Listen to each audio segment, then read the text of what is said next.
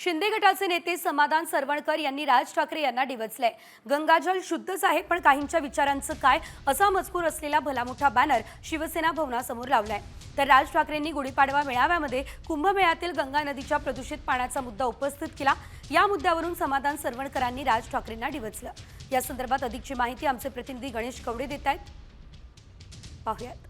मनसे अध्यक्ष राज ठाकरे यांनी गुढीपाडव्याच्या मेळाव्यामध्ये लावले तो व्हिडिओच्या माध्यमातून गंगेची परिस्थिती आहे ती दाखवण्याचा प्रयत्न आहे तो करण्यात आला होता। आणि याच नंतरून शिवसेनेच्या वतीने खरं तर शिवसेना भवनाच्या समोर समाधान सरवणकर जे माजी नगरसेवक आहेत यांनी या गंगेच्या विषयावर मनसेला पुन्हा एकदा डिवचलेलं पाहायला मिळते। गंगाजल शुद्धच आहे पण काहींच्या विचारांचे काही आणि प्रश्नचिन्ह अशा पद्धतीचं हे होल्डिंग आहे ते सध्या लावण्यात आलेलं पाहायला मिळते। कारण की 144 वर्षानंतर आलेला हा भव्य महाकुंभाचा ऐतिहासिक सोहळा झाला आणि या सोहळ्यासाठी 60 कोटीहून अधिक हिंदू बांधवांनी संगम पवित्र स्थान करून आहे ते अखंड हिंदुत्व एकात्मतेचा जागतिक संदेश आहे तो देण्यात आलेला आहे। अशा पद्धतीचा मजकुराचा आहे ते पोस्टर आहे ते शिवसेना भवनाच्या समोर लावून पुन्हा एकदा मनसेला डिवचण्याचं काम आहे ते शिवसेनेच्या वतीने समाधान सरवणकर यांच्याकडून करण्यात आलेलं पाहायला मिळत आहे।